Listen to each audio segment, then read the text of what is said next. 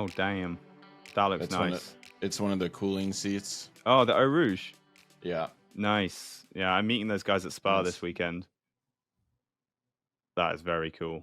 That is very cool. Yeah, that was such a genius move from them to bring out that cool chair. Yeah. I mean, I couldn't believe that it didn't already have. There wasn't any seats like that already existed. Yeah.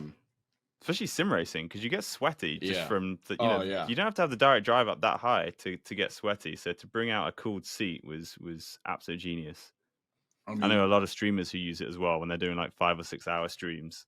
Yeah, I mean, when I was fucking bigger, it was I noticed within 3 hours of the first ever time I sort of fully set it up and was actually driving, I'm like, why is there not cooled seats yet?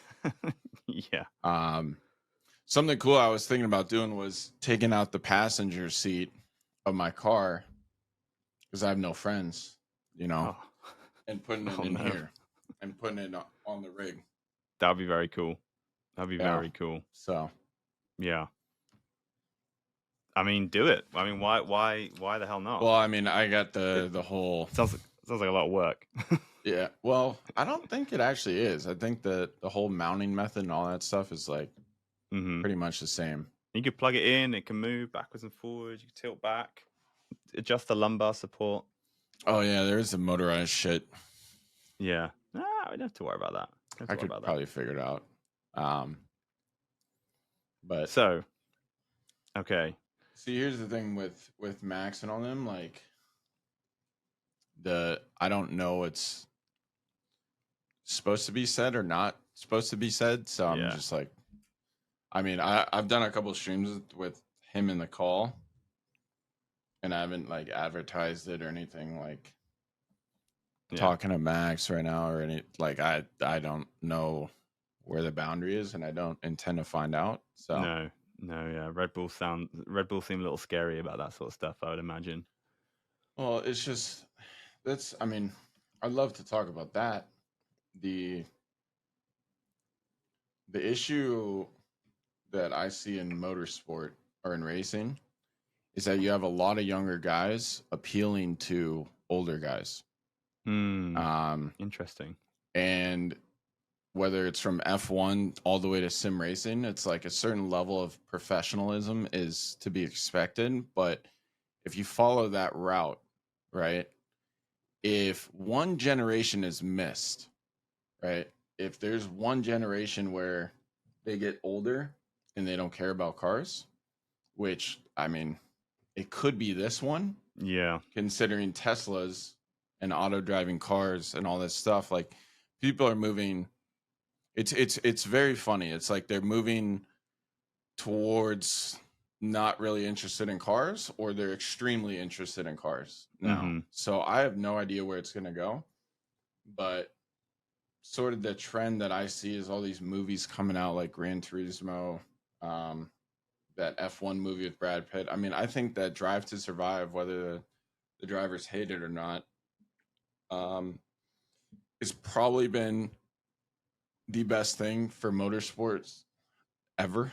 Yeah. Quite literally ever. At least on the North American side of things. Like, it went from nobody cared about any sort of cars in general to now I have like, because I know the COD community, I know the Counter-Strike community, I know like all these communities now, and it's like I could probably name you 10 to 15 guys that religiously watch F1 now because of that, and they're all North American. And I mean, I've had personally probably about 100 people ask me like, yo, what should I get for a rig? And you know what, I actually so it's actually sad, but it's true what I tell them. I'm like, yo, whatever you do, don't go all out like I did, because you're gonna get addicted. It's a very niche community. You're gonna get so addicted, it's gonna impact your actual, like, if you got to stream Battlefield or COD or FPS or do like IRL streams, this and that, like, it's going to impact that regardless. So unless you're like fully committed and okay with losing revenue based off this addiction you're gonna have, like don't do it. Because I mean that's just the truth. Like at the end of the day, I could have been casting Call of Duty. I could have been involved with Call of Duty and all this stuff, and I could have been making probably way more than what I'm making right now. But it's like I'm at the end of the day, I'm having the time of my life. It's so the best way to describe it is it's like I'm pursuing a dream while like peacefully doing it. There's no drama. There's no, I got to worry about what other person's doing. There's no teammates right now that I'm like having to worry about. It's like serenity almost. Yeah. And it's just me in the car and in a goal, pretty much. There is something therapeutic about practicing sim racing that I guess maybe setting it up, dude. Even setting it up. Unless dude, I have dude, when I set up number one, if I have money in my bank account and I have a sim rig that needs to be set up, I am never doing that again. Like straight up never doing that again, because now I understand how it all works. And the reason I always like to build stuff is like I need to understand how it works in order to, if something breaks, I know how to fix it, right? But now I know how it all works. And with that being said, I had a scare where it was like the bar to hold like a shifter, like the sidebar. Yeah. That actually, I walked by it. My room's actually roughly pretty small. At least for American rooms, it's probably a normal European size room. Right. Huge open. I ended up space. I scraped my shin. Oh, the worst. And it went straight to the bone. I knew it was bad because I looked down. I saw a chunk of skin on the aluminum, and then I looked down on my leg, and it was like it's my left leg, but probably about, if my knee's here, it was right here. Right. The ankle's down here. Mm-hmm. By the time I felt it, looked at the rig, then looked down at my shin, blood was at my ankles already. Yeah, that sounds painful. That's gonna make your eyes water a little. Well, I went to the ER. I was like, make sure that, what is it? Tetanus shot. Oh yeah, make sure it wasn't getting infected and all this stuff. How specific were you when you went to ER? Did you go into detail and it's like, oh, it was the horizontal mounting like aluminium profile for my shifter on my sim racing rig, just so you know? Well, what do you mean? Like when you go to the doctor, do you like explain what it was you hit the shin on, just so they get a real good understanding? I just explained it was some aluminum that was sitting in a box, like shipped from Europe for a while. So who blame the Europeans? Yeah, I see. Well, I'd blame the cargo ship or the airplane or whatever it was shipped on. People will be shipping fruits and stuff. So who knows what sort of bacteria is on it. Yeah, but I would never set it up again, honestly. No. And you never finished. No sim racer in the history of the world has ever finished a sim rig. Yeah. Well, it's so cool what you can do with all this stuff. I sort of realize right now I need a bigger house for my sim rig though. So that's a big one. Yeah. But you need a spare room. It's like you go around with I guess you call them realtor. Well, we call them estate agents, and you say we need to upsize. Oh, you're having a family? No. Sim racing. It's a tough spot, man, because I bought the house right before COVID at like literally the best time to buy. It was like $500,000. And now it's worth like over $1 million. So I'm on a low interest rate, like. And it's a small house. It's like it's technically like it's like a office. I'm in the office area right now, and it's a 2-bedroom house. and it's close to $1 million. So that's like, so now I'm in the spot where it's like, shoot, I need a bigger house, but this house is just raking in money from all the Californians moving here. So it's, and there's actually no reason for me to be even in Texas anymore. So it's sort of a weird spot with me and my wife have been thinking about it a whole bunch. So, well, I mean, what you could do, you could refinance, £500,000 or $500,000 off of the house, and you could buy with that those active pedals that SimuCube have created. I'm already. That's actually on my to-do list. They look sweet, right? Yeah, like, I mean, I only tried them because I went to the Sim Racing Expo in Germany last year and tried them on the stand there, and they were, I think, incredible. The only sim racing thing I'm near is GSI. Okay. GSI is right next to me, literally 10 minutes away. No way. I actually take their magnets and put them on other wheels because they're very fucking strong. So like the lightweight shifter panels with because the GSI paddles are a little bit thicker, like everything on the wheels a little bit thicker, but I'll actually take those magnets and put them on, say for the Asher, for example. Yeah, they are like incredible. Like it's like I've literally improved the Asher. That was which is difficult to do. Yeah,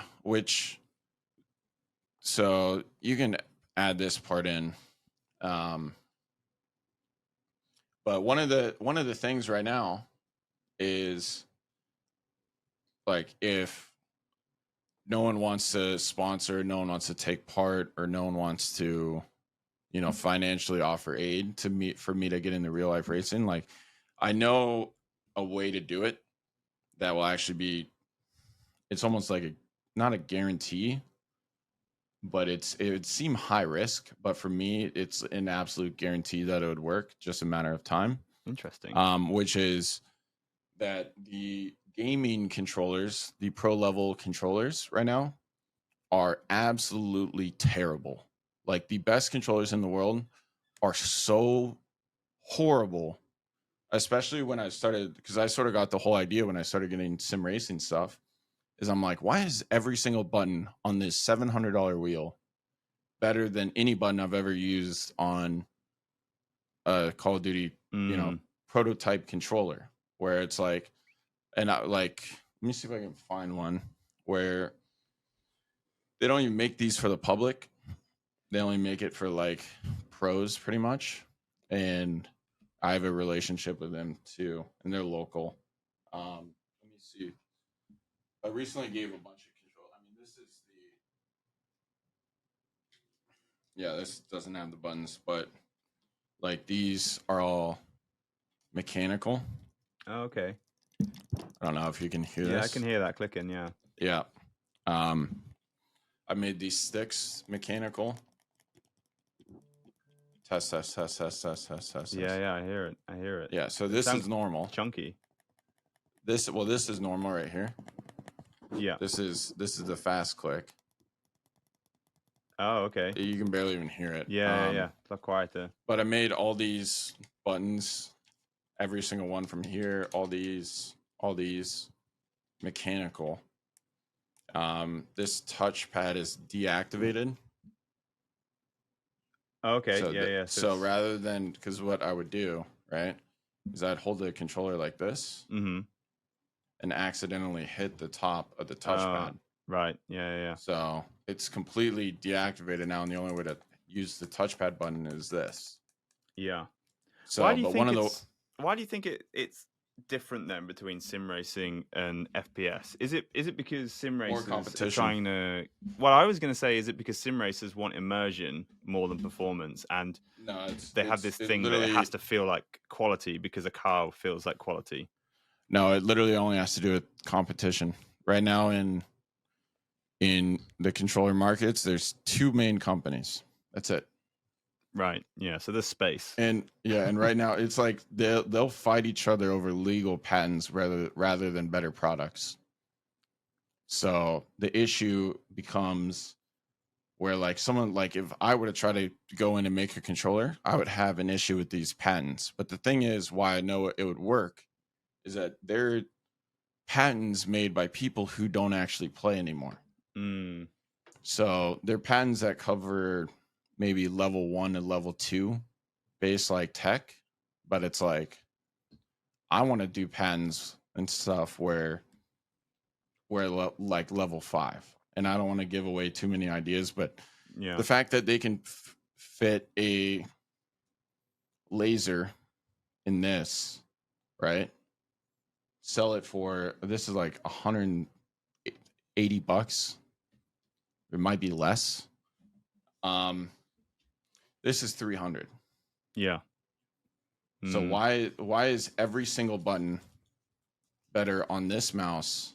Like I'm talking even the scroll wheel click is better than every single button on this. Yeah. And this is less. How does that make sense? That makes no sense, other than essentially them having this like monopoly between them. Yeah. Where they can just chase the margins. So that's why you see sim racing wheels where it's like constant improvement, or pedals or wheelbases or any of that stuff. Like you see constant improvement where, because they can do it. You know, they're not really legally limited to do it, which if you ask me is, dude, it's such bullshit, because the only people who win when you legally cover and patent everything, if you like for every 10 innovations that they might have on a controller, they legally patent and cover their ass on 90 different ones besides that. Yeah. So that's where you have the issue. But the thing is that these controllers are sort of, they've been making the same product for about 10 years, 15 years. So, and that at the end of the day, the tech is crazy now. Yeah, I mean, that must have been one of the biggest differences going from Call of Duty to sim racing, is just introduction to new input methods. Now, as a Call of Duty player, you obviously become very coordinated, very tactile.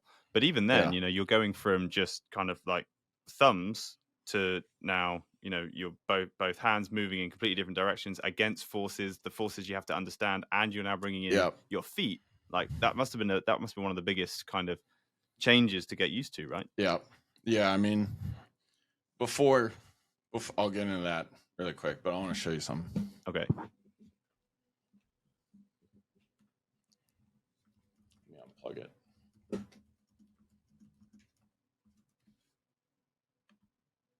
Ooh. Right. It's just an Elgato like Stream Deck like studio thing. Yeah. Right? That looks nice. But if I were to go,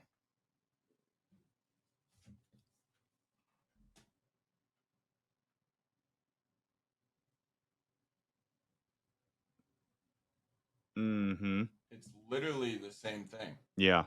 It's literally like, I actually applaud Elgato and a lot of the, watch this. Like half the stuff in my room is literally Elgato. Yeah, I love that Stream Deck.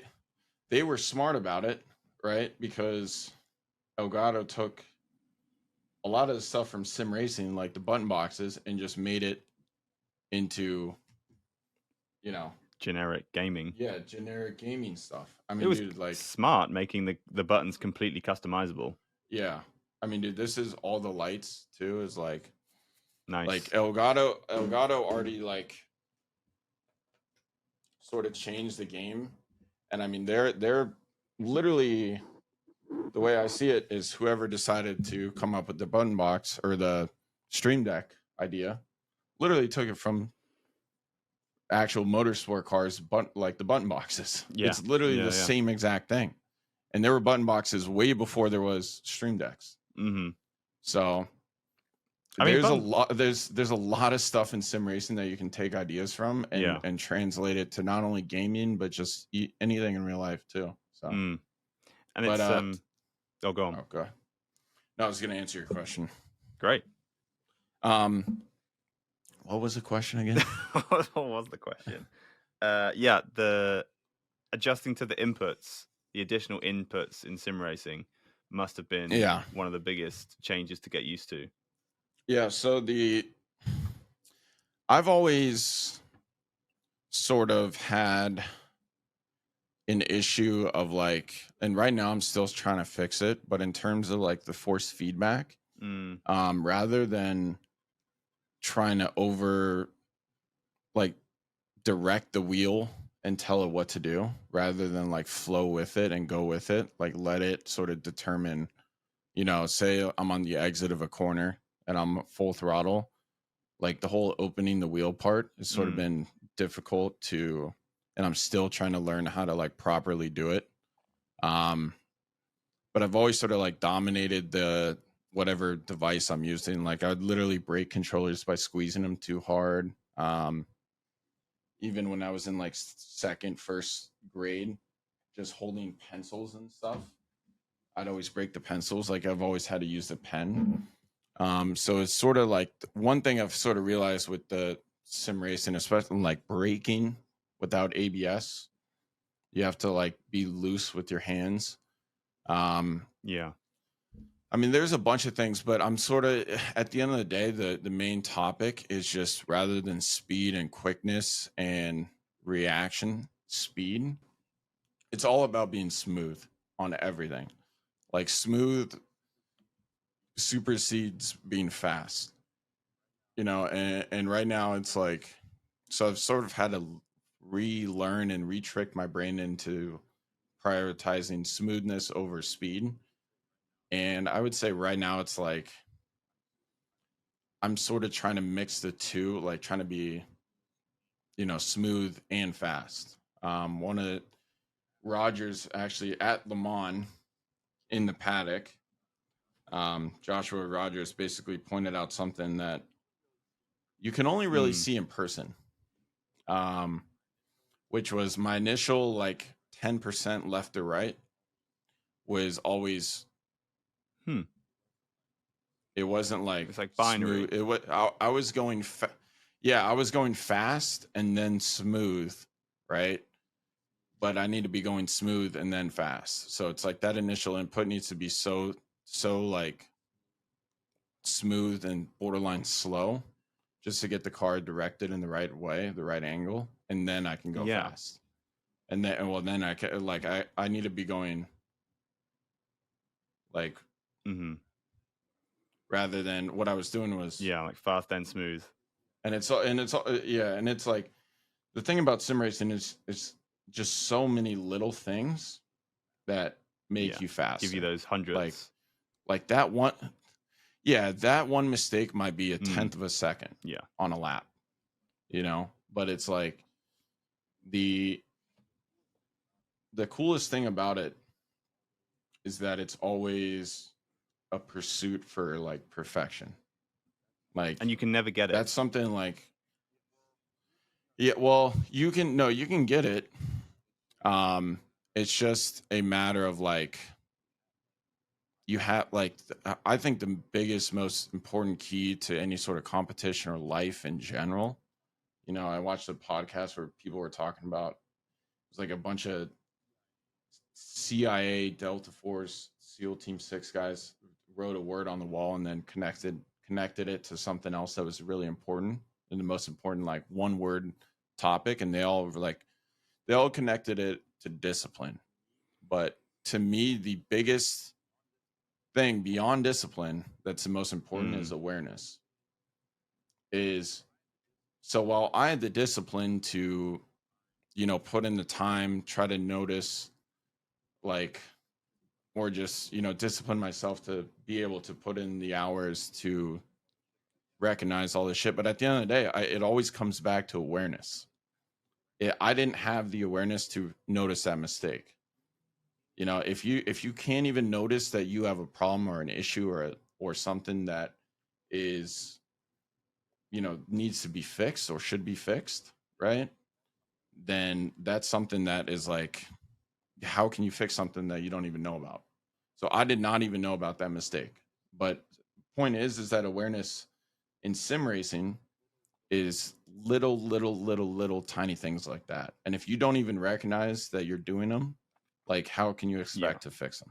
So, and I guess there's some fundamental differences between kind of what you're doing before and what you're doing now. You said something that stuck with me last time we spoke. You said in COD, fast is fast. In sim racing, smooth is fast. And that's actually a huge difference. Yep. Yeah. I mean, in COD, you could just literally press a button.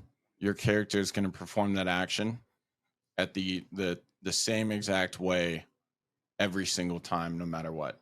It's just it's only based on your reaction time and how quick you press it. But now it's like, that's probably the biggest difference between FPS and sim racing, is that not only are you telling your character, in this case the car, what to do, but you also have to control how the car does it, or how the character performs that action.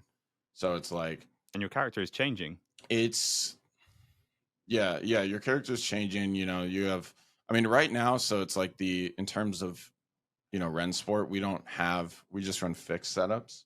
We're not running the actual setups, you know, tweaking the smallest thing. Which that case, in that regard, like if we were running like setups where we had to fine tune and all this stuff, I'd be absolutely screwed. Like I've never once won a tournament only doing team versus team practice.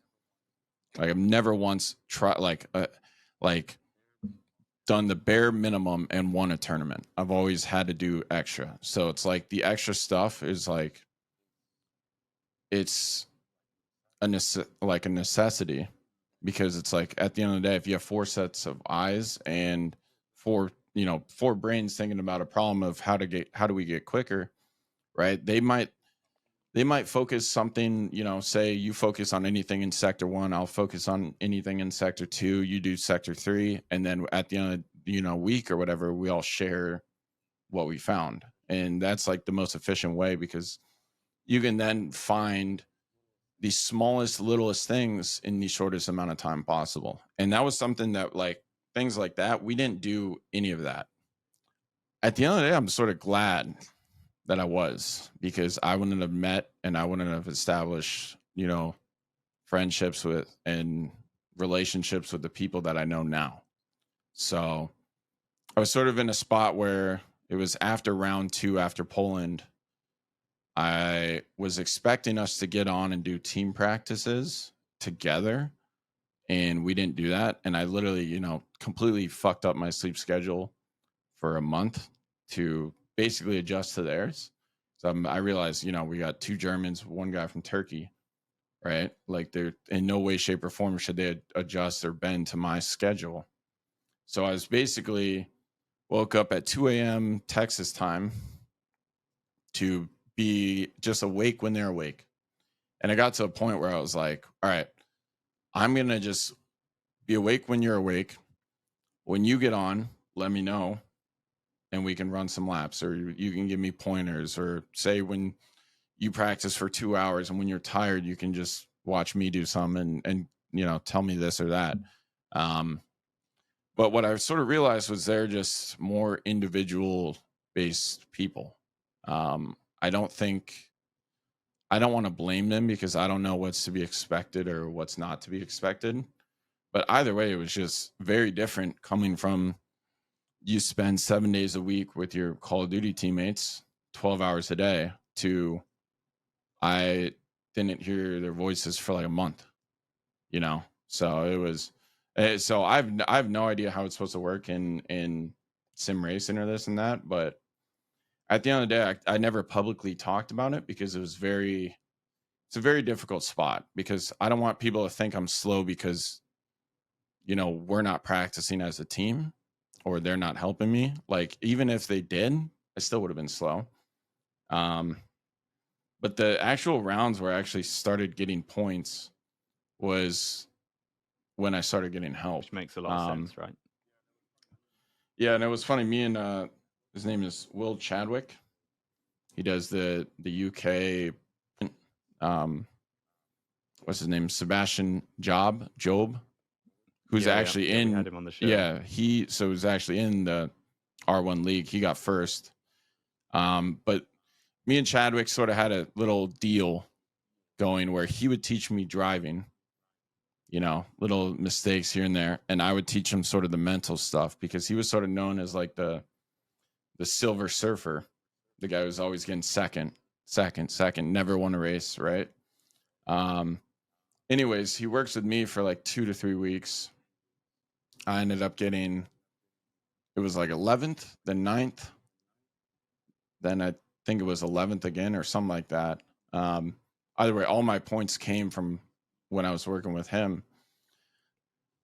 Anyways, and then the triple header was over, and then we went back to, like, then it was my turn to help him.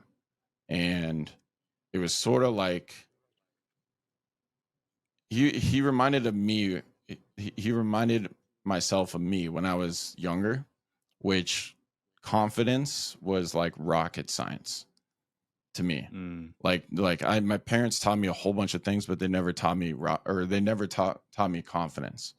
And that's like the biggest key when you're in high pressure situations. If you don't have confidence, you're going to choke. It's just a matter of time. So I sort of helped Chadwick with that. And then I think on the last race of the season, he won his first ever race.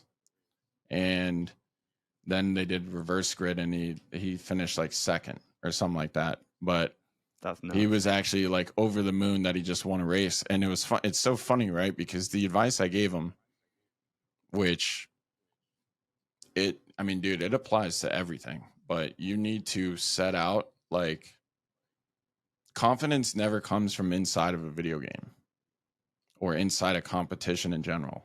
It comes from like to me, that's like fake confidence. That's like the temporary confidence, because in a game or in a competition, you're constantly comparing yourself. It's a constant comparison. Am I better than this person? You know? And it's never the confidence of I can be better than this person within a game. So I gave Chadwick a whole bunch of small things to do, like in real life, like dude, if you have a goal, no matter how small, and you set out like, this is what I need to do, like, you do it no matter what. And I'm talking like it started like very small, like you wake up and you make your bed, you know, say you want to go for a run or something like that. If you say you're going to do 30-45 minutes, like, you do not stop running until you do 45 minutes. So, like, no matter what. And it's just like, what that does is it's going to boost your confidence on just setting a goal, achieving it, and what happens when you do it. Like, you might be miserable, but that the moment that 45 minutes is over on that run, you're going to feel like pure joy and happiness. And it creates a pattern of you saying you're going to do something, you do it, you accomplish it, you feel good.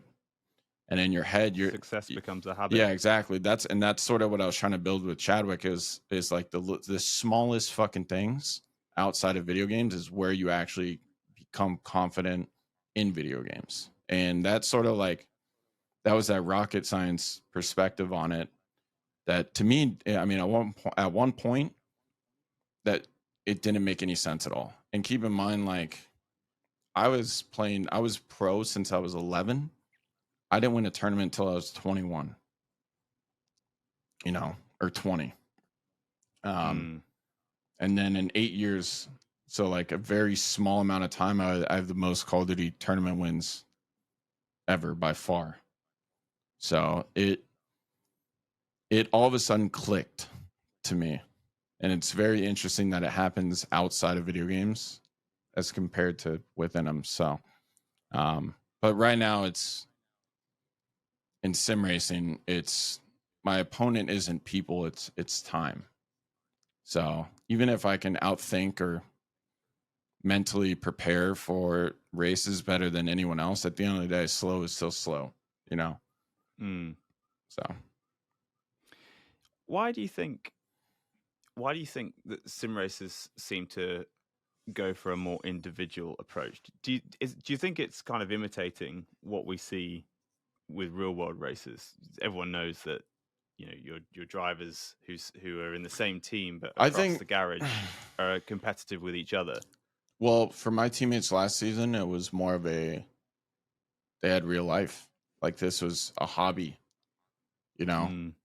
Like, Ulyss was he's 17. He's still at school.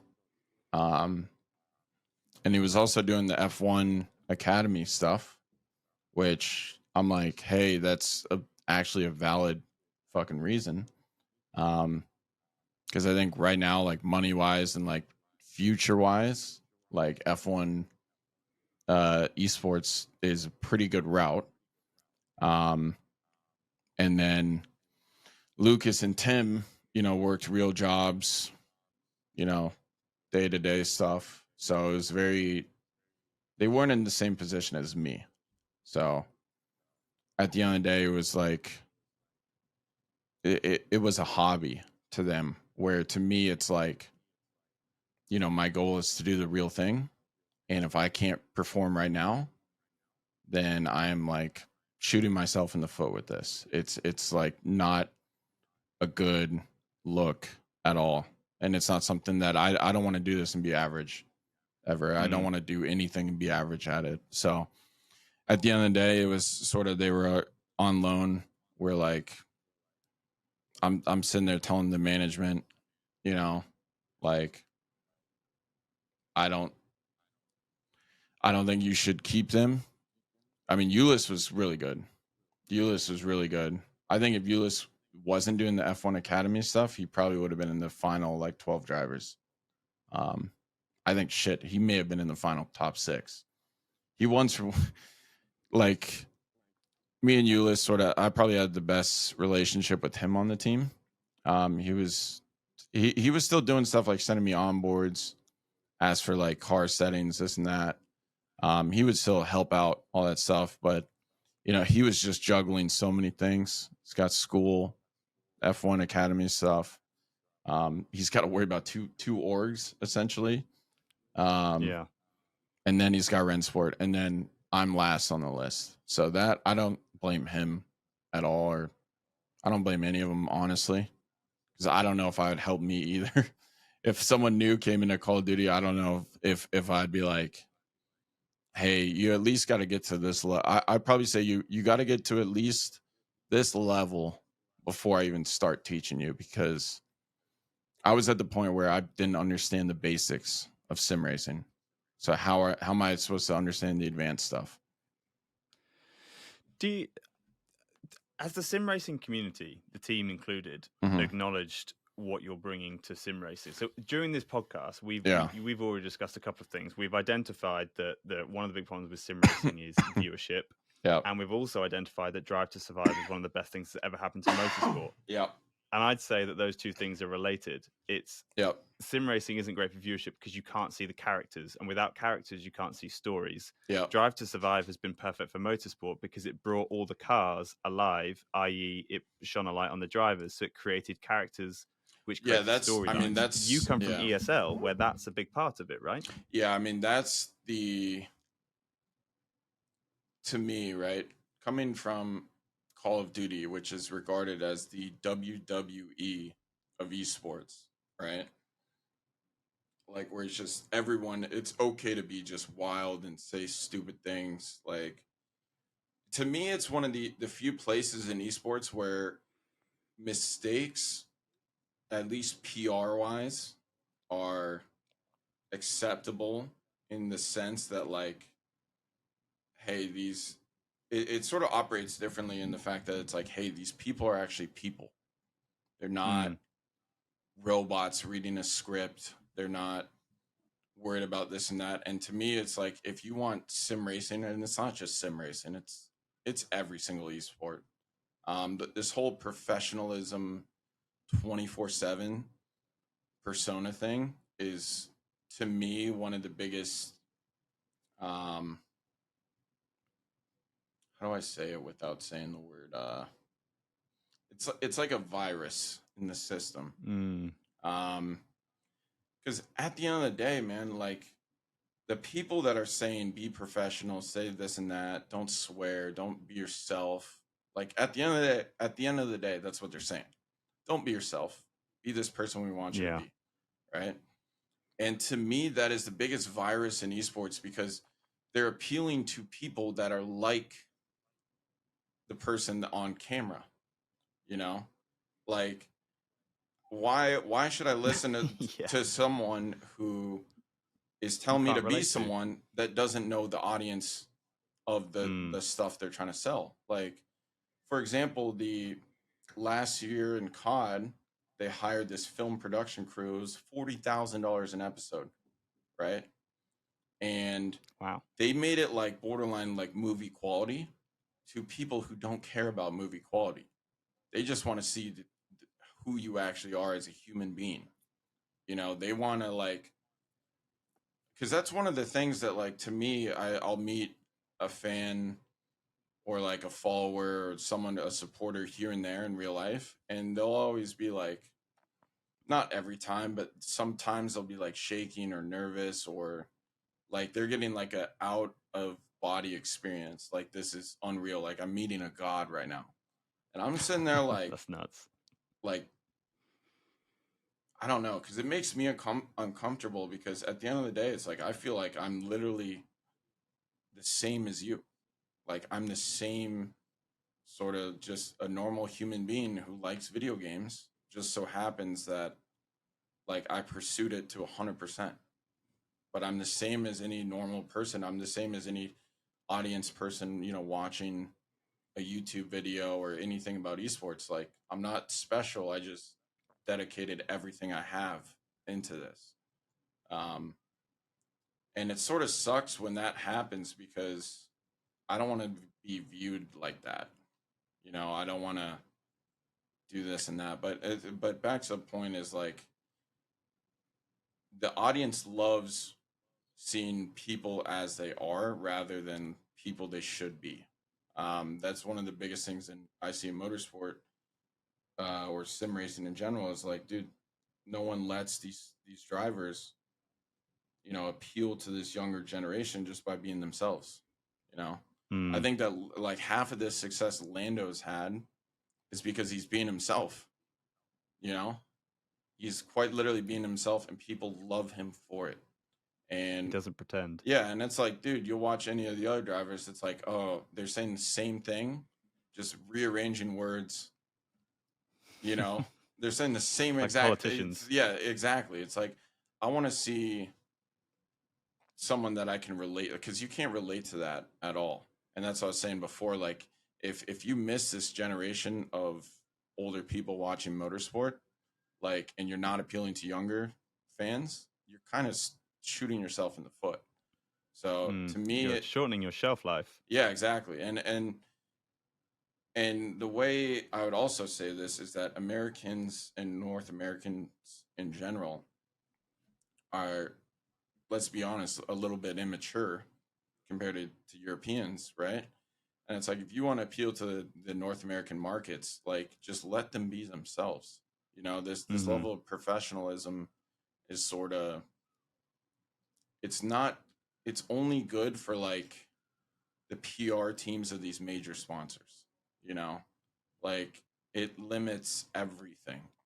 It limits like new fans, it limits connections between the audience and fans, followers, this and that to people that actually support and are watching, you know? And I don't know, it's sort of a tough spot because I'm like sitting there like who am I to tell them how to do this? You know, whether it's sim racing. Well, sim racing I might have some say, but in motorsport, like who the fuck am I to say any of this? But I guarantee you, if you go ask half the drivers, no, probably 70% of the drivers, they'd probably all like love to be themselves and not worry about all this and that. And at the end of the day, it's like the feedback you get when you're actually authentic is so much. It's not only is it better and more positive usually, but it's also like as me, say content entertainer, right? If I make a YouTube video and I'm myself, like that feedback, it makes me want to do more content because I'm like, hey, I can be myself, and they love it, and which is a pretty wholesome, exactly, positive feeling to get, right? That it's not people are enjoying my act, it's people are enjoying me. Yeah, where if someone told me what to say and what to do and how to think, right, I wouldn't even read the comments. That's not, whether they like it or not, like that's not who I am. I was just literally acting. So it's a tough spot. So Ian, I don't want to take your generosity for granted here, and we've been going for 2 hours, so I don't want to just keep going. So I'll just ask one more question, just about like what you want to do next. I just looked down at the timer, and it's like nearly 2 hours. Like, oh my god, you're a busy guy. I did a COD podcast, sorta.